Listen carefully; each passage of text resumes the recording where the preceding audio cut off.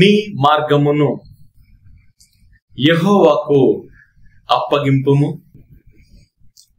ఆయనను నమ్ముకొనుము, ఆయన నీ కార్యమును నెరవేర్చును అని 37వ కీర్తన 5వ వచనములో మనం చూస్తున్నామండి.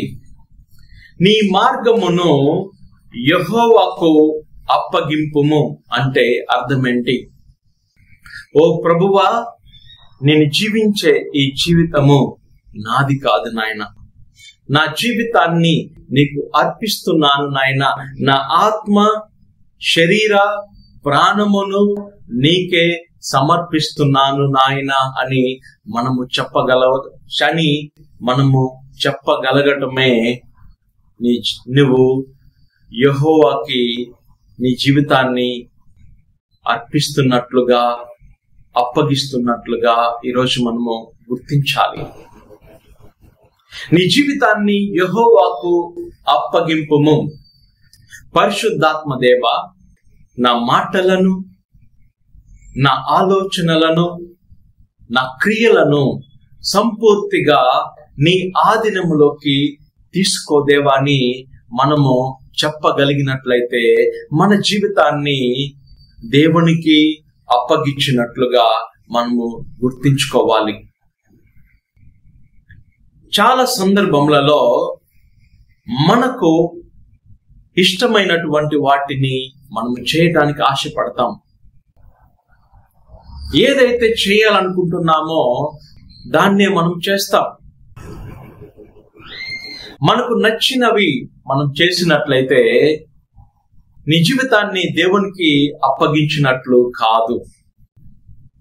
ప్రతి పనిలో ఆయన చిత్తాన్ని వెదకటమే నీ జీవితాన్ని దేవునికి అప్పగించినట్లు అని ఈరోజు గుర్తించాలి. నువ్వు ఎక్కడికి వెళ్ళాలన్నా ఆయన చిత్తాన్ని వెతకాలి. ఏ కార్యము చేయాలన్నా, ప్రభువా నీ పనిని చేయాలనుకుంటున్నాను, నీ చిత్తం అయితే ఇది జరుగునుగాక. ప్రభువా నేను ఈ చోటుకి వెళ్ళాలనుకుంటున్నాను, నీ చిత్తం అయితేనే ఇది జరుగునుగాక. ప్రభువా నేను వీరితో మాట్లాడాలనుకుంటున్నాను. ఏ పని చేస్తున్నా ప్రతి పనిలో మనము దేవుని యొక్క చిత్తాన్ని వెతకాలి అని దేవుడు ఆశపడుతున్నాడండి. నా జీవితము కాదు, ఇక నుంచి నా జీవితము ప్రభువు చేతిలో ఉంది. ఆయన ఏది చెప్తే అదే నేను చేస్తాను. భక్తుడైనటువంటి పౌలు గారు పలికారు, నేను క్రీస్తు ప్రభు యొక్క బందీని, ఆయన చెరసాలలో నేను ఉన్నాను. ఆయన చెరసాలలో నేను ఉన్నానంటే అర్థం ఏంటంటే, ఇక నేను అందులోంచి, చెరసాలలోంచి నేను బయటికి వెళ్ళలేను. ఆయన చెప్పింది మాత్రమే నేను చేయగలను అని భక్తులైనటువంటి పౌలు గారు ఆయన యొక్క విశ్వాసాన్ని వ్యక్తపరిచారండి. మనల్ని మనము సంపూర్తిగా మన ఆత్మ శరీర ప్రాణములను సంపూర్తిగా దేవునికి అప్పగించాలి. ఒక పెన్ను రాసేటువంటి వ్యక్తి చేతిలో ఉన్నప్పుడే అది రాయబడుతుంది. అదే విధముగా మన జీవితము సంపూర్తిగా ప్రభువుకి సమర్పించి, ప్రభువా నువ్వు చెప్పింది చేయటానికి ఆశపడుతున్నాను నాయన, నువ్వు ఏది చెప్తే అది తూచ తప్పకుండా నేను చేస్తాను నాయన, నా జీవితాన్ని నడిపించు. నా జీవితం అనేటువంటి పెన్నును నీ చేతిలో ఉంచాను, నా జీవితాన్ని నువ్వే రాయుము నాయన.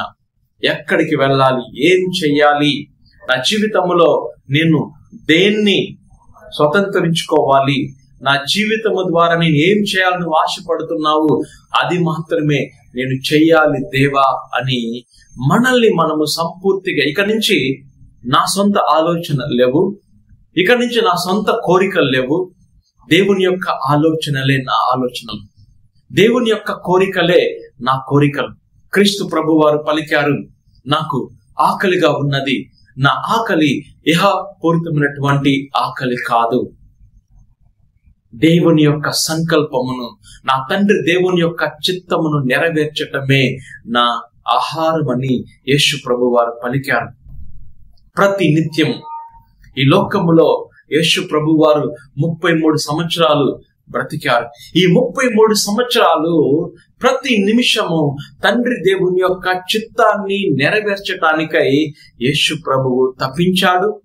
చివరి నిమిషము వరకు, చివరి రక్తపు బొట్టు వరకు, సిలువ మీద ఆయన మరణించినంత వరకు, సిలువ మీద ప్రభు కార్చిన ఆఖరి రక్తపు బొట్టు వరకు తండ్రి దేవుని యొక్క చిత్తాన్ని యేసు ప్రభు వారు నెరవేర్చారు.